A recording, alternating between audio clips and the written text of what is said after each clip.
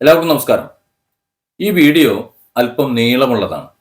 കുറച്ച് കാര്യങ്ങൾ പറയാനുണ്ട്.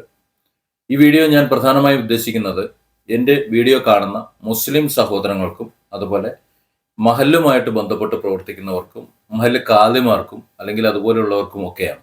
ഉത്തരവാദിത്തമുണ്ട് എന്നൊക്കെ കരുതുന്നവർക്ക് വേണ്ടിയിട്ടുള്ളതാണ്. പിന്നെ മറ്റു വിഭാഗക്കാർ, മുസ്ലിം ഇതര വിഭാഗക്കാർ ഇത് കേൾക്കുന്നുണ്ട്, കുഴപ്പമൊന്നുമില്ല. നിങ്ങൾക്ക് കാര്യങ്ങൾ ചിലപ്പോൾ മനസ്സിലായിക്കൊള്ളണമെന്നില്ല. മനസ്സിലാക്കണമെന്നുണ്ടെങ്കിൽ നിങ്ങൾക്ക് കേൾക്കാം. ഞാൻ എൻ്റെ മനസ്സിലെ വിഷമം ഇറക്കി വെക്കാൻ വേണ്ടി മാത്രമാണ് ഈ വീഡിയോ ചെയ്യുന്നത്. അത് തൽക്കാലം എനിക്കിപ്പോൾ ഈ ചാനലും അതുപോലെ ഫേസ്ബുക്ക് പേജും ഒക്കെ അല്ലാതെ തൽക്കാലം കേൾക്കാൻ വേറെ ആരും ഇല്ല എന്നതുകൊണ്ട് തന്നെയാണ് ഇങ്ങനെ സംസാരിക്കുന്നത്. അപ്പോൾ ഞാൻ സംസാരിച്ച് തുടങ്ങട്ടെ. ഞാൻ ഒരു സംസ്കാര ചടങ്ങിൽ പങ്കെടുത്തു. ഒരു മയ്യത്ത് സംസ്കാര ചടങ്ങിൽ പങ്കെടുത്തു. അങ്ങനെ പങ്കെടുത്തപ്പോൾ അവിടെ പള്ളിക്കലെ ഇമാം ഒരു പ്രസംഗം പ്രസംഗിക്കുന്നത് കേട്ടു. ആ മയ്യത്ത് മുന്നിൽ വെച്ചുകൊണ്ടാണ് സംസാരിച്ചത്. എനിക്കത് സൂചിച്ചില്ല. ഉള്ള കാര്യം പറയാമല്ലോ. ഞാനത് പുറത്തിറങ്ങി അതിൽ പങ്കെടുത്ത ഒന്ന് രണ്ട് ആൾക്കോട് പറയുകയും ചെയ്തു. അവരും അതേ അഭിപ്രായം തന്നെയാണ് പറഞ്ഞത്. അത് ശരിയായില്ല, അത് പറയാൻ പാടില്ലായിരുന്നു എന്ന്. എന്തായിരുന്നു എന്നറിയാം, നമ്മൾ ഈ മുസ്ലിം വിഭാഗം എല്ലാവരും മരണപ്പെട്ട് കഴിഞ്ഞാൽ അത് ഏത് ആരായാലും, അതിനിപ്പോൾ AP-കാരനായാലും EK-കാരനായാലും ജമാഅത്തെ ഇസ്ലാമിക്കാരനായാലും മുജാഹിദായാലും ഇനി അതിൽ തന്നെ മുസ്ലിം ലീഗുകാരനായാലും കമ്മ്യൂണിസ്റ്റുകാരനായാലും കോൺഗ്രസ്സുകാരനായാലും BJP-കാരനായാലും ആരായാലും മുസ്ലിം ആണെന്നുണ്ടെങ്കിൽ അയാൾ മരണപ്പെടുമ്പോൾ അയാളെ പള്ളിയിൽ കൊണ്ടുവെക്കും, മയ്യത്ത് നിസ്കരിക്കും, ഖബർസ്ഥാനിൽ മറവാടും. അത് തന്നെയാണ് എൻ്റെ രീതി. ഇനി അത്തരത്തിൽ മരണപ്പെടുന്നത് ഏത് ക്രിമിനലാണെങ്കിലും അയാൾക്ക് ഒരു മുസ്ലിം നാമധാരിയാണ്, മുസ്ലിം വിഭാഗത്തിൽ ജനിച്ചവനാണ് എന്നുണ്ടെങ്കിൽ നമ്മുടെ കടമ, അതായത് ഒരു മുസ്ലിമിന് ചെയ്യേണ്ട കടമ മുസ്ലിം ചെയ്യുക. ബാക്കി അവൻ തിന്മയാണോ ചെയ്തത് നന്മയാണോ ചെയ്തത് അതിനുള്ള ശിക്ഷയോ രക്ഷയോ എന്താ വേണ്ടതെന്ന് വെച്ച് കഴിഞ്ഞാൽ അത് സർവശക്തനായ ദൈവം കൊടുക്കട്ടെ എന്നാണ് തീരുമാനിക്കേണ്ടത്. അങ്ങനെയാണ് തീരുമാനിക്കേണ്ടത് എന്നാണ് ഞാൻ മനസ്സിലാക്കുന്നത്. അല്ലാതെ അതിന്റെ ശിക്ഷയും രക്ഷയും നമ്മൾ തീരുമാനിച്ചുകൊണ്ട് നമ്മൾ അവരോട് പെരുമാറാൻ പാടില്ല, ആ മയ്യത്തിനോട് പോലും പെരുമാറാൻ പാടില്ല എന്നതാണ് ഞാൻ പഠിച്ചത്. എൻ്റെ പ്രിയപ്പെട്ട ഖാദിമാരും മറ്റുള്ളവരും എങ്ങനെയാണ് പഠിച്ചതെന്ന് എനിക്കറിയില്ല. ഞാൻ ഈ പഠിച്ചതുപോലെ അല്ല പഠിച്ചതെന്നാണ് ഞാൻ മനസ്സിലാക്കുന്നത് ചില പെരുമാറ്റങ്ങൾ കാണുമ്പോൾ. ഞാൻ ആ സംസ്കരണ ചടങ്ങിൽ പങ്കെടുക്കുമ്പോൾ മയ്യത്ത് മുന്നിൽ വെച്ചുകൊണ്ട് അതിൽ ഖാദി ഒരു പ്രസംഗം തന്നെ നടത്തി. സാധാരണ അതിൽ സംസാരിക്കുന്നത് ഈ മനുഷ്യൻ ജീവിച്ചിരുന്നപ്പോൾ ഒരുപക്ഷെ നിങ്ങളോട് എന്തെങ്കിലും അനിഷ്ടം പറഞ്ഞിട്ടുണ്ടാകാം, ചിലപ്പോൾ അതുപോലെ മറ്റു കാര്യങ്ങൾ എന്തെങ്കിലും പറഞ്ഞിട്ടുണ്ടാകാം. അങ്ങനെ എന്തെങ്കിലും നിങ്ങളോട് സംസാരിക്കുകയോ മറ്റോ കാര്യങ്ങളോ ഇടപാടുകൾ നടത്തുകയോ ചെയ്തിട്ടുണ്ടെങ്കിൽ നിങ്ങൾ അത് പുറത്തു കൊടുക്കണം. നാളെ ഇതുപോലെ നമ്മളും വന്ന് കിടക്കാനുള്ളതാണ്. ആ സമയത്ത് ആ ഒരു ബോധം നമുക്ക് വേണം. അപ്പൊ അതുകൊണ്ട് തന്നെ നമ്മൾ ആ വിധത്തിൽ കൈകാര്യം ചെയ്യണം എന്നൊരു സതുപദേശം അവിടെ കൊടുക്കാറുണ്ട്. അതുപോലെ എന്തെങ്കിലും സാമ്പത്തിക ഇടപാടൊക്കെ ഉണ്ടെന്നുണ്ടെങ്കിൽ ആ സാമ്പത്തിക ഇടപാടുകൾ അവരുടെ വേണ്ടപ്പെട്ടവർ ഇപ്പൊ തന്നെ പറഞ്ഞിട്ടുണ്ടാവും. എന്തെങ്കിലും ഉണ്ടെങ്കിൽ ഞങ്ങൾക്ക് അറിയില്ല, അങ്ങനെ എന്തെങ്കിലും ഉണ്ടെങ്കിൽ എന്നെ സമീപിക്കണം, ഞാനത് ഏറ്റെടുത്തിരിക്കുന്നു എന്ന് പറയും. അതവിടെ പറയും. എന്തെങ്കിലും സാമ്പത്തിക ഇടപാടുകൾ കൊടുക്കാനോ വാങ്ങാനോ ഉണ്ടെന്നുണ്ടെങ്കിൽ അത് നിങ്ങൾ ഇന്ന ആളുമായിട്ട് ബന്ധപ്പെട്ടത് തീർക്കണം എന്നത് വളരെ വ്യക്തമായി പറയാറുമുണ്ട്. ഈ കാര്യങ്ങളൊക്കെ ആ ശരീരം മുന്നിൽ വെച്ചുകൊണ്ട് തന്നെയാണ് പറയുന്നത്. അതോടൊപ്പം ആ മരണപ്പെട്ട വ്യക്തിക്ക് നാളെ മോക്ഷപ്രാപ്തിക്ക് വേണ്ടി നല്ല ഒരു ഖബർ ജീവിതത്തിന് വേണ്ടി അല്ലെങ്കിൽ ഒരു പരലോക ജീവിതം നല്ല രീതിയിലാകാൻ വേണ്ടിയിട്ട് പ്രാർത്ഥിക്കുകയും ചെയ്യും. ഇത് ഒരു മനുഷ്യന്റെ കടമ, ഒരു മുസൽമാന്റെ കടമ. അത് അവർ ചെയ്യുന്നുണ്ട്.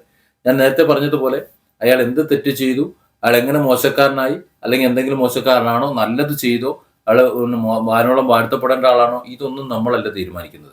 നമ്മൾ ചെയ്യേണ്ട കാര്യങ്ങൾ നമ്മൾ ചെയ്യുക. പ്രത്യക്ഷത്തിൽ നമ്മൾ കണ്ടത് നമ്മൾ മനസ്സിലാക്കിയ രീതിയിൽ മാത്രമാണ് നമ്മൾ മനസ്സിലാക്കിയത്. അത് ശരിയോ തെറ്റോ എന്ന് നമുക്കറിയില്ല. ചിലപ്പോൾ നമ്മളത് തെറ്റെന്ന് പറയും, അല്ലെങ്കിൽ ശരിയെന്ന് പറയും. അത് നമ്മുടെ തീരുമാനം. നമ്മുടെ വിശ്വാസപ്രകാരം പടച്ചവന്റെ മുന്നിൽ അത് ശരിയോ തെറ്റോ എന്ന് നമുക്കറിയില്ല. അതുകൊണ്ട് ആ തീരുമാനം മൂപ്പരെടുക്കട്ടെ, സർവശക്തനായ ദൈവം എടുക്കട്ടെ എന്ന് പറഞ്ഞിട്ട് അങ്ങോട്ട് പറഞ്ഞു വിടുകയാണ് വേണ്ടത്. ആ സ്ഥാനത്ത് ഇവിടെ ചെയ്തത് ക്രൂരമായ ചില പരാമർശങ്ങളാണ്. ഈ മരണപ്പെട്ട വ്യക്തിയെ സംബന്ധിച്ചിടത്തോളം അദ്ദേഹം സമൂഹത്തിൽ എപ്പോഴും ഒരു വിമർശന സ്വഭാവമുള്ള ഒരു വ്യക്തിയായിരുന്നു എന്ന കാര്യത്തിൽ സംശയമില്ല. പക്ഷെ അദ്ദേഹം ആവശ്യമില്ലാതെ വിമർശിക്കുന്ന ഒരു സമയത്തും ഞാൻ കണ്ടിട്ടില്ല. ഞാനുമായിട്ടും ചില ഇടപാടുകൾ വന്നിട്ടുണ്ട്. നമുക്ക് വലിയ ഒരു പ്രതിസന്ധി വന്ന സമയത്ത് അറിഞ്ഞുകൊണ്ട്, ഞാൻ ആ പ്രതിസന്ധിയിലാണ് എന്ന് മനസ്സിലാക്കിക്കൊണ്ട്, നിങ്ങൾ ഇന്ന വിഷയത്തിൽ നിങ്ങൾ പ്രതിസന്ധിയിലാണെന്ന് എനിക്കറിയാം, ഇവിടെ ആർക്കും ഒരു വിഷയത്തെ തിരിച്ചറിയാൻ കഴിയണമെന്നില്ല എന്ന് കരുതി എൻ്റെ കയ്യിലേക്ക് കുറച്ച് സാമ്പത്തികം വെച്ച് തന്ന ഒരു മനുഷ്യനാണത്. അത് അദ്ദേഹത്തിന് മാത്രമേ കഴിഞ്ഞിട്ടുള്ളൂ. അത് തിരിച്ചു കൊടുത്തിട്ടുണ്ട്. എന്നിട്ട് എന്നോട് ചെവിയിൽ പറഞ്ഞത്, കടമാണ് കേട്ടോ, അത് തിരികെ തരണം, ഉള്ളപ്പോൾ തന്നാൽ മതി എന്ന് പറഞ്ഞ് വെച്ച് തന്ന് എൻ്റെ കണ്ണ് നിറഞ്ഞു പോയിട്ടുണ്ട്. അതായത് ഇത്രയും ആ ശുദ്ധന്മാരും വലിയ വലിയ വലിയ ആൾക്കാർക്കുമുള്ള സ്ഥാനത്ത് ഈ ഒരു ദുഷ്ടൻ തന്നെ വേണ്ടി വന്നു ആ കാര്യം തിരിച്ചറിഞ്ഞുകൊണ്ട് നമ്മളെ സഹായിക്കാൻ. അതായത് ഞാൻ അന്വേഷിച്ചപ്പോൾ അത് എന്നോട് മാത്രമല്ല, ഒരുപാട് ആൾക്കാരിൽ അറിഞ്ഞുകൊണ്ട് അദ്ദേഹം മറ്റുള്ളവരെ സഹായിച്ചിട്ടുണ്ട് എന്നത് വസ്തുതയാണ്. പക്ഷെ ഒരിക്കലും സഹായം സൗജന്യമായിട്ട് അദ്ദേഹം ചെയ്തിട്ടുണ്ടെന്ന് എനിക്ക് തോന്നുന്നില്ല. കാരണം അവരെ ഒരു സൗജന്യം പറ്റി ജീവിക്കേണ്ട ഒരാളായിട്ട് കണ്ടിട്ടില്ല എന്നതാണ് വസ്തുത. അതുകൊണ്ട് തൽക്കാലം കൈപിടിച്ച് കയറ്റുക, മറ്റുള്ളവർ അതാകുന്ന സമയത്ത് തിരിച്ചു കൊടുക്കുക എന്നതാണ് അതിനൊരു നിലപാടും തോന്നി. അതൊരു നല്ല നിലപാടായിട്ടാണ് എനിക്ക് തോന്നിയിട്ടുള്ളത്, ഒരു മോശം നിലപാടായിട്ടില്ല. ഇതിനെ തന്നെ മറ്റൊരു രീതിയിൽ വേണമെങ്കിൽ പറയാം. അതായത് അയാൾ സഹായിച്ചതിന് ശേഷം പണം തിരിച്ചു ചോദിക്കുന്നു എന്ന്. അത് തെറ്റാണ്. നമ്മളൊരു അത്യാവശ്യ ഘട്ടത്തിൽ നമുക്കില്ലാതിരുന്ന സമയത്ത് നമുക്ക് ഇങ്ങോട്ട് വന്ന് കുറച്ച് പണം കടം തരുന്നു, അത് നമുക്ക് ഉണ്ടാകുന്ന സമയത്ത് തിരിച്ചു കൊടുക്കാൻ പറയുന്നു. അതിലെന്താ തെറ്റ്? അത് തന്നെയല്ലേ വേണ്ടത്. അപ്പോൾ അതൊരു നന്മയായിട്ടാണ് ഞാൻ കാണുന്നത്. അതിനെ തന്നെ വിമർശിക്കുന്ന ആൾക്കാരുണ്ട്, അതവിടെ നിൽക്കട്ടെ. പള്ളിയിൽ സംഭവിക്കുന്നത്, ഇദ്ദേഹത്തെ മയ്യത്ത് മുന്നിൽ വെച്ചിട്ട് കാലി പ്രസംഗിക്കുന്നത് കേട്ടു. പിന്നെ ഇദ്ദേഹം ഒരു മുൻകോപക്കാരനാണ്. അതുകൊണ്ട് ആ മുൻകോപം കൊണ്ട് പലർക്കും ചിലപ്പോൾ ഇഷ്ടപ്പെട്ടിട്ടുണ്ടാവില്ല. ആ ഇഷ്ടപ്പെടുന്നത് എന്ന് പറഞ്ഞാൽ ഒരു കുറ്റക്കാരനാക്കി അങ്ങോട്ട് മാറ്റി. അങ്ങനെ ചെയ്തിട്ടുണ്ടാവും, ഇങ്ങനെ ചെയ്തിട്ടുണ്ടാവും, അപ്പോൾ അത് ഇതെന്ന് പറഞ്ഞിട്ട് എന്തോ ഈ കേൾക്കുന്നവർക്ക് ഇദ്ദേഹം ഒരു മഹാപോക്രിയും ഒരു തെമ്മാടിയും ഒരു ഇസ്ലാമികമായിട്ട് ആ പാതയിൽ നിന്നും വ്യതിചലിച്ച് ജീവിക്കുന്ന ഒരാളും അല്ലെങ്കിൽ അതുപോലെ പോകുന്ന ഒരാളും ആയിട്ടൊരു ഫീലിംഗ് സത്യത്തിൽ അവിടെയുള്ള അതിൽ പങ്കെടുത്തിട്ടുള്ള ഒട്ടുമിക്ക ആൾക്കാർക്ക് വന്നു എന്ന കാര്യത്തിൽ സംശയമില്ല. ഞാൻ സംസാരിച്ചിട്ടുള്ള ഏതാനും വ്യക്തികൾ, ആ വ്യക്തികൾക്കെല്ലാം ഇതേ ഫീലിംഗ് ഉണ്ടായി. കാരണം നാളിതുവരെ മറ്റൊരു മയ്യത്തും മുന്നിൽ വെച്ച് സംസാരിക്കാത്ത ചില സംസാരങ്ങളാണ് അവിടെ സംസാരിച്ചത്. അദ്ദേഹം ശക്തമായ അത്തരം ചില നിലപാടുകൾ എടുത്തിട്ടുണ്ട്. അത് ശരി തന്നെ, അത് അദ്ദേഹം ചെയ്തതാണ് ശരി എന്ന് വിശ്വസിക്കുന്ന ആളാണ് ഞാൻ. കാരണം എപ്പോഴും നമ്മളൊരു ഇന്ത്യൻ മുസ്ലിമിനെ സംബന്ധിച്ചിടത്തോളം ഇന്ത്യയിൽ ചില നിയമ സംവിധാനങ്ങളുണ്ട്. ഇന്ത്യയിൽ, സൗദി അറേബ്യയിൽ ജീവിക്കുന്ന ഒരു മുസ്ലിമിനെ സംബന്ധിച്ചിടത്തോളം അവിടെ സൗദി നിയമങ്ങളാണ് പാലിക്കേണ്ടത്. അവിടെ ശരീഅത്ത് നിയമം അനുസരിച്ചിട്ട് ശിക്ഷ വിധിക്കുന്നു, അവിടുത്തെ നിയമം അനുസരിച്ചിട്ട് അവർ ജീവിക്കുന്നു. എന്നാൽ ഇന്ത്യയിലെ ഒരു മുസ്ലിമിനെ സംബന്ധിച്ചിടത്തോളം ഇന്ത്യയിൽ ചില നിയമങ്ങളുണ്ട്. ആ നിയമങ്ങൾ പാലിച്ചാണ് അയാൾ ജീവിക്കേണ്ടത്. ആ നിയമങ്ങൾ പാലിച്ചാണ് അവിടെ പള്ളിയായാലും മദ്രസയായാലും എവിടെയായാലും അതിനെ പരിപാലിക്കേണ്ടത്. അതിന്റെ മറ്റ് നിയമവശങ്ങളെല്ലാം കൃത്യമായി അങ്ങനെ തന്നെയാണ് ചെയ്യേണ്ടത്. പക്ഷെ ഇവിടെ അങ്ങനെ അല്ലായിരുന്നു ചെയ്തിരുന്നത്. അത് ടാക്സ് അടയ്ക്കുന്ന കാര്യത്തിലായാലും പുതിയ നിർമ്മാണ പ്രവർത്തനങ്ങൾ നടത്തുന്ന കാര്യത്തിലായാലും വഖഫ് ബോർഡിലെ വസ്തുവകകൾ കൈകാര്യം ചെയ്യുന്ന വിധത്തിലായാലും അതിന് നിയമപരമായിട്ടുള്ള യാതൊരു കാര്യങ്ങളും ചെയ്തിരുന്നില്ല എന്നാണ് ഞാൻ മനസ്സിലാക്കുന്നത്. എനിക്ക് കുറച്ച് കടലാസുകൾ ഞാൻ എടുത്തതിൽ നിന്നാണ് ഞാനിത് മനസ്സിലാക്കുന്നത്. എന്തൊക്കെയോ ചില തർക്കങ്ങൾ അവിടെ നടക്കുന്നുണ്ടായിരുന്നു. ആ തർക്കങ്ങൾ എന്താണെന്ന് അറിയാൻ വേണ്ടി ഒരു ഔദ്യോഗിക ഒരു ജോലി ചെയ്യുന്ന ഒരു വ്യക്തി എന്ന നിലയിൽ ഞാൻ കുറെ കടലാസുകളൊക്കെ എടുത്തിരുന്നു. ആ കടലാസുകളിൽ നിന്ന് ഞാൻ മനസ്സിലാക്കിയത് അദ്ദേഹം നിയമപരമല്ലാതെ ഇവർ ചെയ്യുന്ന ചില പ്രവൃത്തികൾക്കെതിരെ ശക്തമായ നിലപാടെടുക്കുകയും നിയമ നടപടികൾ കൈക്കൊള്ളുകയും ചെയ്തിരുന്ന വ്യക്തിയാണ്.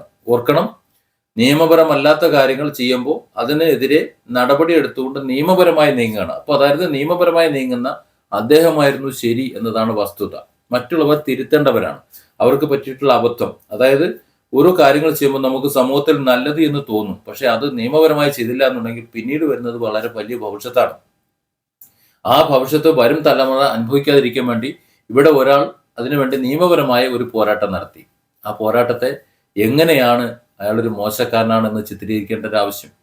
ഇനി അഥവാ അതൊരു നിയമപരമല്ലാത്ത ഒരു പോരാട്ടമാണ്, അത് ഈ പറയുന്ന ബാക്കിയുള്ള മുസ്ലിങ്ങളും ആ മഹലിലുള്ള മുഴുവൻ ആൾക്കാർക്കും എതിരാണ് എന്ന് തന്നെ ഇരിക്കട്ടെ, അങ്ങനെ തന്നെ ഇരിക്കട്ടെ. അതായത് അദ്ദേഹം ആ മഹലിൽ താമസിക്കുന്നു, പക്ഷെ ആ മഹലിലുള്ള മുഴുവൻ ആൾക്കാർക്കും വിരോധിയായി, മുഴുവൻ ആൾക്കാരും എതിരായി, അല്ലെങ്കിൽ ആ പള്ളിയെ തന്നെ തകർക്കാൻ വേണ്ടി നിലകൊള്ളുന്ന ഒരു വ്യക്തിയാണ് എന്ന് തന്നെ ഇരിക്കട്ടെ. അങ്ങനെയാണെങ്കിൽ ഇങ്ങനെ സംസാരിക്കാൻ പാടുണ്ടോ? അത് തവക്കൽത്തു അലല്ലാ, അങ്ങോട്ട് ഇവിടെയാണ് നമ്മളെ രക്ഷയും ശിക്ഷയും എല്ലാം അദ്ദേഹമാണ് തരുന്നത്. അപ്പോൾ നമ്മൾ ചെയ്യേണ്ടത് നമ്മൾ ചെയ്യുക, അവർ ചെയ്യേണ്ടത് അവർ ചെയ്യട്ടെ എന്നല്ലേ നിലപാട്. അതല്ലേ റസൂലുള്ളാഹി പഠിപ്പിച്ചത്. നമ്മൾ ചെയ്തുകൊണ്ടിരിക്കേണ്ടത്, നമ്മൾ എന്ത് ചെയ്യുന്നു അതനുസരിച്ചാണ് നമ്മുടെ രക്ഷ, അതനുസരിച്ചാണ് നമ്മുടെ ശിക്ഷ. അപ്പോൾ അതിനുള്ള ശിക്ഷ നമ്മൾ തീരുമാനിക്കണം. ഇദ്ദേഹം ഒരു വലിയ മഹാപാപം ചെയ്ത ആളാണ്. ഇദ്ദേഹം ഈ പള്ളിന്റെ എതിരെ പ്രവർത്തിച്ച ആളാണ്. അതിന്റെ വികസന പ്രവർത്തനങ്ങളെ തടസ്സപ്പെടുത്തിയ ആളാണ്. അതുകൊണ്ട് തന്നെ മറ്റുള്ള കുറെ ആൾക്കാർക്ക് ഒരുപക്ഷെ ഇഷ്ടപ്പെട്ടിട്ടുണ്ടാവില്ല. അതുകൊണ്ട് അങ്ങനെ ഇഷ്ടപ്പെടാതിരുന്ന നിങ്ങളാരും അത് മനസ്സിൽ വെച്ചുകൊണ്ടിരിക്കരുത്, മൂപ്പർക്ക് പുറത്തു കൊടുക്കണമെന്നാണ് പറയുന്നത്. ഇത് പറയുന്നത് ഒരു മയ്യത്ത് അവിടെ കൊണ്ടുവച്ചിട്ട് അവഹേളിക്കുകയല്ലേ ചെയ്യുന്നത്. ഈ രീതിയിൽ പെരുമാറിയിട്ടുണ്ടെങ്കിൽ അത് ആ പെരുമാറ്റം അനുഭവിച്ചവർക്കും മഹല്ല് കമ്മിറ്റിക്കും മറ്റുള്ളവർക്കും അത് അറിയാമല്ലോ. എന്തിനാണ് ഇതൊന്നും അറിയാതെ അവിടെ വന്ന് പങ്കെടുത്തിട്ടുള്ള നൂറുകണക്കിന് ആയിരക്കണക്കിന് ആൾക്കാരുണ്ട്. വലിയൊരു ജനാവലിയാണ് വന്നത്. ആ ജനാവലിയെ മുഴുവൻ ഇയാൾ ഈ നാട്ടിൽ ഒരു ഭോഷനാണ്, ഒരു പോഴക്കാരനായിരുന്നു, ഒരു വിഘടനവാദിയായിരുന്നു, ഒരു വിദ്വേഷവാദിയായിരുന്നു, ഈ മഹലിനും മറ്റുള്ളവർക്കും മുഴുവൻ എതിരെ പ്രവർത്തിച്ച ഒരാളാണ് എന്ന് വിളിച്ചു പറഞ്ഞത് എന്തിനാണ്? അത് വളരെ മോശമായില്ലേ? മോശമായി എന്നതാണ് എൻ്റെ നിലപാട്. എന്നെ കേൾക്കാൻ ആളില്ലാത്തത് കൊണ്ടാണ് ഇങ്ങനെ ചെയ്യേണ്ടി വരുന്നത്. സാധാരണഗതിയിൽ എന്തെങ്കിലും ഒരു കാര്യം വരുമ്പോൾ എന്താ സാബു വിഷയമെന്ന് ചോദിക്കാറില്ല. എന്താണ് സംഭവിച്ചത് എന്ന് ചോദിക്കാറില്ല. അത് ആദ്യത്തെ അനുഭവമല്ല. എന്നെ സംബന്ധിച്ചിടത്തോളം ഇതിനു മുമ്പ് മറ്റു പല സംഭവങ്ങളും ഉണ്ടായിട്ടുണ്ട്. ഈ നാടിന് വേണ്ടി ഇതുപോലെ മറ്റൊരു സന്ദർഭത്തിൽ ഇറങ്ങിയ ഒരു വ്യക്തിയാണ് ഞാൻ, ഒരു വ്യക്തിക്ക് വേണ്ടിയിട്ട്. ആ വ്യക്തിയെ ആ ആപത്തിൽ നിന്ന് കൈപിടിച്ച് കയറ്റി രക്ഷിച്ച് 100% രക്ഷിച്ചു മാറ്റിയതിന് ശേഷം ഈ സ്ഥലത്ത് ഒരാൾ പോലും ഒരു നന്ദി വാക്യം പറഞ്ഞുകൊണ്ട് എൻ്റെ അടുത്തേക്ക് വന്നില്ല. എനിക്ക് യാതൊരു വിഷമവും ഇല്ല ആ കാര്യത്തിൽ. പക്ഷെ ആ കാരണത്താൽ ഞാനൊരു വലിയ ആപത്തിൽപ്പെട്ട് കറങ്ങിയപ്പോൾ അതേ സ്ഥലത്ത് നമ്മുടെ രക്ഷകനായ ഒരാൾ വന്നതാണ്. ആ രക്ഷകന് ഒരു അപകടം, ആ കാരണത്താൽ ഒരു അപകടം വന്നതുകൊണ്ട് അയാളെ കൈപിടിച്ചു ഉയർത്തേണ്ടത് നമ്മുടെ ഉത്തരവാദിത്വമാണ് എന്ന് ഒരൊറ്റ മനുഷ്യനും ചിന്തിച്ചില്ല, ഇപ്പോഴും ചിന്തിക്കുന്നില്ല. ഞാൻ ആ കയത്തിൽ നിന്ന് ഇപ്പോഴും കയറിയിട്ടുമില്ല. ഞാൻ ഒറ്റയ്ക്ക് നീന്തിക്കൊണ്ടിരിക്കുകയാണ്. അപ്പോൾ ആ മഹാന്മാരാണ് ഇവിടെ നിന്നുകൊണ്ട് ഒരു വ്യക്തിയെ വിമർശിക്കുന്നത്. എന്തുകൊണ്ട് എന്നെ സഹായിക്കുന്നവർ കൂടെ എനിക്ക് നിൽക്കേണ്ടി വന്നു? ചിന്തിക്കണം. നമ്മളെ സഹായിക്കുന്ന വ്യക്തികളൊപ്പമാണ് നിൽക്കേണ്ടത്, അല്ലാതെ സമൂഹത്തിനൊപ്പോ സമുദായത്തിനൊപ്പോ അല്ല. അങ്ങനെയാണെന്ന് ഞാൻ വിശ്വസിക്കുന്നില്ല. നമ്മൾ അവരോടൊപ്പം നിൽക്കണമെന്നുണ്ടെങ്കിൽ നമുക്കൊരാപത്തോ അല്ലെങ്കിൽ ഒരു ആവശ്യമോ വരുമ്പോൾ അവർ നമ്മളോടൊപ്പം നിൽക്കണം. അങ്ങനെ ആരാണോ നമ്മളെ സഹായിക്കാനും നമ്മോട് സഹകരിക്കാനും ചേർത്ത് നിർത്താനും സാധിക്കുന്നത് ധർമ്മത്തിന്റെ മാർഗത്തിലാണ് കേട്ടോ. ഒരുത്തൻ മോഷ്ടിച്ചതിന് ശേഷം ആ മോഷണം മുതലും ആ മോഷ്ടിക്കുന്നവനെയും ആ കള്ളനെയും സംരക്ഷിക്കുന്നതിന്റെ കാര്യമല്ല ഞാൻ പറയുന്നത്. ആ രീതിയിൽ വിമർശിക്കാൻ നിൽക്കണ്ട. നമ്മളൊരു നല്ല കാര്യം ഒരു സമൂഹത്തിന് വേണ്ടി ചെയ്യുന്നു, സമൂഹത്തിൽ മറ്റാർക്കും ചെയ്യാൻ കഴിയാത്ത ഒരു കാര്യം ചെയ്യുന്നു. ആ പഞ്ചായത്തിൽ തന്നെ ഒരു മനുഷ്യനും കഴിയാത്ത ഒരു കാര്യം ഒരാൾ ചെയ്ത് ഒരു നിരപരാധിയെ അല്ലെങ്കിൽ അതുപോലെ കുടുങ്ങി നിൽക്കുന്ന ഒരു മനുഷ്യനെ കൈപിടിച്ച് കയറ്റി അയാളെ സുരക്ഷിത തീരത്തേക്ക് എത്തിക്കുമ്പോൾ ആ കാരണത്താലോ മറ്റേതെങ്കിലും കാരണത്താലോ ഈ കൈപിടിച്ച് കയറ്റുന്ന ആൾ ആപത്തിൽ പെട്ടുപോയി കഴിഞ്ഞാൽ അയാളെ രക്ഷിക്കേണ്ട ഉത്തരവാദിത്വം ആരുടേതാണ്? ഞാനൊരു ഉദാഹരണം പറയാം. ഒരാൾ വെള്ളത്തിൽ മുങ്ങി മരിക്കാൻ പോവുകയാണ്. വെള്ളത്തിൽ മുങ്ങി മരിക്കാൻ പോകുമ്പോൾ നീന്തറിയാവുന്ന കുറേ ആൾക്കാർ കരയിലുണ്ട്. ആ സമയത്ത് ഒരാൾ മതി ഇറങ്ങി രക്ഷിക്കാൻ വേണ്ടി, 1-2 പേർ മതി. അതിൽ 1-2 പേർ എടുത്ത് വെള്ളത്തിലേക്ക് ചാടുന്നു. ആ നീന്തൽ അറിയാതെ അവിടെ പിടയ്ക്കുന്ന ആ മനുഷ്യനെ 2 പേരും കൂടി നീന്തി കൊണ്ടുവന്ന് രക്ഷപ്പെടുത്തുന്നു. പക്ഷെ ഇതിനിടയിൽ ഈ രക്ഷപ്പെടുത്തി കൊണ്ടുവരുന്ന ഒരാൾ അപകടത്തിൽപ്പെടുന്നു. ബാക്കിയുള്ളവർ എന്താ കരുതുന്നത്? ഇയാളെ രക്ഷപ്പെടുത്തിയല്ലോ, അയാളിനി എന്താ ആയിക്കോട്ടെ എന്ന് കരുതിയിട്ട് കയറിപ്പോകലാണോ അതിന്റെ രീതി എന്ന് പറയുന്നത്? ഞാൻ മനസ്സിലാക്കുന്നത് അവിടെ നിൽക്കുന്ന മറ്റുള്ളവർ ചേർന്ന് ഈ രക്ഷപ്പെട്ട മനുഷ്യനെ രക്ഷപ്പെടുത്തിയ ആ മനുഷ്യനെ രക്ഷപ്പെടുത്താൻ അവർ ശ്രമിക്കണം എന്നാണ് ഞാൻ കരുതുന്നത്. പക്ഷെ ഇവരെല്ലാവരും കൂടെ ചെയ്തത് അയാളെന്തോ ആയിക്കോട്ടെ, അയാളിനി ചാവുന്നെങ്കിൽ ചാവട്ടെ, പോണെങ്കിൽ പോട്ടെ എന്ന നിലയിൽ അവിടെ ഇട്ടിട്ട് പോരുന്നൊരു സാഹചര്യം ചെയ്ത ഈ മഹാന്മാരാണ് ഇവിടെ നിന്നുകൊണ്ട് ഇങ്ങനെ സംസാരിക്കുന്നത് എന്ന് ചിന്തിക്കുമ്പോൾ ഞാൻ പ്രതികരിക്കാതിരിക്കാൻ പറ്റൂ? അപ്പോൾ സ്വാഭാവികമായും ഓരോ മനുഷ്യൻ ഓരോ മേഖലയിലേക്ക് പോകുന്നതിന് ചില കാരണങ്ങളുണ്ട്. അത് ആ സമൂഹമോ അല്ലെങ്കിൽ കുടുംബമോ അല്ലെങ്കിൽ അവിടുത്തെ ഏതാനും വ്യക്തികളോ തലയിൽ വെച്ചു കൊടുക്കുന്നതാണ്, സാഹചര്യങ്ങൾ ഉണ്ടാക്കി കൊടുക്കുന്നതാണ്. വിശക്കുന്നവനാണ് ഭക്ഷണം വേണ്ടത്. വിശക്കുന്നവന്റെ ഭക്ഷണം വിശപ്പുള്ള സമയത്താണ് കൊടുക്കേണ്ടത്, അല്ലാതെ വിശപ്പ് ആറിയതിനു ശേഷമല്ല. വിശക്കുന്ന സമയത്ത് ഭക്ഷണം കൊടുത്തില്ല എന്നുണ്ടെങ്കിൽ ആരാണോ ഭക്ഷണം കൊടുക്കുന്നത് അവിടെ പോയി അവർ ഭക്ഷണം കഴിക്കും. അത് സ്വാഭാവികം. അങ്ങനെ ഭക്ഷണം കഴിക്കുമ്പോൾ ആ ഭക്ഷണം തന്നവരോട് നന്ദി കാണിക്കേണ്ടിയും വരും. അതും സ്വാഭാവികം. അത് പക്ഷെ തിന്മ ചെയ്തുകൊണ്ടായിക്കൊള്ളണമെന്നില്ല. അവിടെയും തിന്മയോടൊപ്പം അയാൾ നിന്നുകൊള്ളണമെന്നൊന്നുമില്ല. പക്ഷെ ഇതൊക്കെയാണ് ഇതിന്റെ സാഹചര്യം എന്ന് പറയുന്നത്. അപ്പോൾ ആ സാഹചര്യത്തിൽ ഇദ്ദേഹത്തെ സംബന്ധിച്ചിടത്തോളം ഈ രീതിയിൽ മയ്യത്ത് മുന്നിൽ വെച്ചുകൊണ്ട് പൊതുവായി പബ്ലിക്കായി ഇത്തരത്തിൽ ആക്ഷേപിക്കുന്ന രീതികൾ എവിടെയെങ്കിലും ഉണ്ടെങ്കിൽ, ഏതെങ്കിലും മഹലിലുണ്ടെങ്കിൽ അത് ചെയ്യരുത് എന്ന് പറയാൻ വേണ്ടിയിട്ടാണ് ഞാൻ വീഡിയോ ചെയ്യുന്നത്. അതായത് അവർ ആ സമൂഹത്തിൽ എന്തെങ്കിലും പരിഷ്കർത്തങ്ങൾ നടത്തുന്ന ആളായിരിക്കാം, അതല്ല എന്നുണ്ടെങ്കിൽ മഹലിനെ വിമർശിക്കുന്ന ആളായിരിക്കാം, മഹൽ കമ്മിറ്റിയെ വിമർശിക്കുന്ന ആളായിരിക്കാം, കമ്മിറ്റിയുടെ പ്രവർത്തനങ്ങളെ വിമർശിക്കുന്ന ആളായിരിക്കാം, അതിങ്ങനെയല്ല ചെയ്യേണ്ടതെന്ന് കൃത്യമായി പറയുന്ന ഒരാളായിരിക്കാം. അപ്പോൾ അത്തരം വിമർശനം നടത്തുന്ന ഒരാളായതുകൊണ്ട് അയാളുടെ മയ്യത്ത് അവിടെ കൊണ്ടുവന്ന് വെക്കുമ്പോൾ ഇങ്ങനെയുള്ള ഒരാളായിരുന്നു, നിങ്ങളെല്ലാവരും കൂടെ ക്ഷമിക്കണം എന്ന് പറയേണ്ട ആവശ്യമുണ്ടോ? അതിനെ ശുദ്ധ ഭോഷ്ക് എന്നാണ് ഞാൻ പറയുക. അതിൻ്റെ ആവശ്യമില്ല. അദ്ദേഹം മരണപ്പെട്ടു കഴിഞ്ഞാൽ എല്ലാവരെയും പോലെ തന്നെ അതേ പദവിയിൽ അതേ പരിഗണനയിൽ മാത്രമേ അവിടെ ചെയ്യാൻ പാടുള്ളൂ. ഒരാൾക്കും ഏറെയും കുറഞ്ഞു വരണ്ട. പിന്നെ സമൂഹത്തിൽ ഏറ്റവും കൂടുതൽ സ്വാധീനമുള്ള ആളോ പണമുള്ള ആളോ ഒക്കെ ആകുമ്പോൾ ഏറ്റക്കുറച്ചിൽ വരും. അവിടെ നിസ്കരിക്കാൻ വരുന്നവരുടെ ആളുകളുടെ എണ്ണത്തിൽ ഏറ്റക്കുറച്ചിൽ വരും. അത് സ്വാഭാവികം. അത് കണ്ട് അവിടെ ഇരിക്കുന്ന മയത്തിന്റെ വലിപ്പം നോക്കേണ്ടതില്ല. എല്ലാവരും ഒരുപോലെ തന്നെ ആറടി ഖബറിലേക്ക് തന്നെയാണ് ചെല്ലുന്നത് എന്നുള്ളൊരു ബോധം എല്ലാവർക്കും ഉണ്ട്. അത് വെച്ച് തന്നെയാണ് എല്ലാവരും സംസാരിക്കുന്നത്. ആ ബോധമില്ലാതെ ആരെങ്കിലും പ്രവർത്തിക്കുകയാണെന്നുണ്ടെങ്കിൽ, ആ ബോധമില്ലാതെ ആരെങ്കിലും ജീവിക്കുകയാണെന്നുണ്ടെങ്കിൽ, മറ്റുള്ളവരെന്തെങ്കിലും ചെയ്യണമെന്നുണ്ടെങ്കിൽ, മഹലിനോട് പ്രവർത്തിക്കുകയാണെന്നുണ്ടെങ്കിലൊക്കെ അതിന് ദൈവം ചോദിച്ചോളും. അഥവാ നമ്മുടെ എല്ലാവരും പരിപാലിക്കുന്ന സർവശക്തനായ ജഗന്നിന്താവ് ചോദിച്ചോളും. നമ്മൾ ചോദിക്കേണ്ട, നമ്മളതിന് മാർക്കിടണ്ട എന്നതാണ് എൻ്റെ പക്ഷം. ഇവിടെ അദ്ദേഹം അവിടെ ഇരിക്കുമ്പോൾ ഇത്രയും ആൾക്കാർ, അതായത് സാധാരണഗതിയിൽ ഒരു മഹലിൽ 1-2 നിലയുണ്ടെങ്കിൽ ഇങ്ങനെ ഒരു പൗരപ്രമുഖനെ പോലെ ഒരാൾ മരണപ്പെടുമ്പോൾ അത്രയും അധികം ആൾക്കാർ വരും. അവരുടെ മുന്നിൽ ഇയാൾ ഈ സമുദായത്തിൽ അല്ലെങ്കിൽ ഈ സമൂഹത്തിൽ വളരെ മോശക്കാരനായിരുന്നു, അല്ലെങ്കിൽ അവിടെ ഒരു വിമതനായിരുന്നു, മുൻകോപക്കാരനായിരുന്നു, അല്ലെങ്കിൽ അങ്ങനെ ഇങ്ങനെയൊക്കെ പ്രവർത്തിച്ച ആളാണ് എന്ന് ദ്യോതിപ്പിക്കുന്ന ചില സംഭാഷണങ്ങൾ അവിടെ വന്നു. അതെന്നെ വളരെയധികം വേദനിപ്പിച്ചു. ആ വേദനിപ്പിച്ച ആ ഒരു കാര്യം ഓരോ മഹലിലും ഉണ്ടാകുന്നുണ്ട് എന്ന് ഞാൻ മനസ്സിലാക്കുന്നു. ആ മനസ്സിലിരിപ്പ് ശരിയല്ല. തങ്ങൾ ഉദ്ദേശിക്കുന്ന രീതിയിൽ കാര്യങ്ങൾ നടത്താനല്ല ഒരു മഹല്ല് എന്ന് പറയുന്നത്. മഹല്ല് എന്ന് പറഞ്ഞാലും ഒരു മുസ്ലിം എന്ന് പറഞ്ഞാലും ഇന്ത്യയിൽ ഒരു നിയമമുണ്ട്. ആ നിയമങ്ങൾക്ക് അനുസരിച്ചാണ് നാം ജീവിക്കേണ്ടത്. ആ നിയമങ്ങൾക്ക് അനുസരിച്ചിട്ട് തന്നെയാണ് ആ മഹല്ല് ഭരിക്കേണ്ടത്. ആ മഹലിന്റെ കാര്യങ്ങളെല്ലാം ചെയ്യേണ്ടത്. അത് കൃത്യസമയത്ത് ചെയ്യാതെ, ഉത്തരവാദിത്വത്തോട് ചെയ്യാതെ, തോന്നിയതുപോലെ ചെയ്ത് തോന്നിയ അവസ്ഥയിൽ കിടന്ന ശേഷം അതിനെ വിമർശിച്ചുകൊണ്ട് അതിനെ കറക്റ്റ് ചെയ്യാൻ ശ്രമിക്കുന്ന ഒരാളെ വിഘടനവാദിയാക്കി ഇസ്ലാം വിരുദ്ധനായി ചിത്രീകരിച്ചുകൊണ്ട്, അല്ലെങ്കിൽ ആ മഹലിന്റെ വിരുദ്ധനായി പ്രവർത്തിച്ച ആളാണ്, അതുകൊണ്ട് ചിലപ്പോൾ ചിലർക്ക് വേദന ഉണ്ടാക്കിയിട്ടുണ്ടാകാം.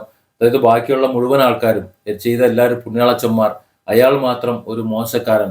ആ മോശക്കാരനായതുകൊണ്ട് അയാളോട് നിങ്ങൾ പുറത്തു കൊടുക്കണം, ഒരു കാരുണ്യം പോലെ. മനസ്സിലായില്ലേ? ഈ വന്നിട്ട് മുഴുവൻ ആൾക്കാരും ഒരു തെമ്മാടിയായ ഒരാളായിരുന്നു, ഒരു മോശക്കാരനായ ഒരാളായിരുന്നു, അതുകൊണ്ട് അയാൾക്ക് നിങ്ങളൊന്ന് പുറത്തു കൊടുക്കണം എന്ന് പറയുന്നത് പോലെയാണ് എനിക്കത് ഫീൽ ചെയ്തത്. ആരാണ് ഈ മോശക്കാരൻ എന്നത് എൻ്റെ കാഴ്ചപ്പാടിൽ ഈ മഹലിലുള്ള അദ്ദേഹം ഒഴികെ ബാക്കിയുള്ളവർ, ഈ ഞാനടക്കം ബാക്കിയുള്ളവരായിട്ടാണ് എനിക്ക് ഫീൽ ചെയ്തത് ആ ഒരു പ്രസംഗത്തിൽ നിന്നും. ഒരിക്കലും അങ്ങനെ ചെയ്യരുത്.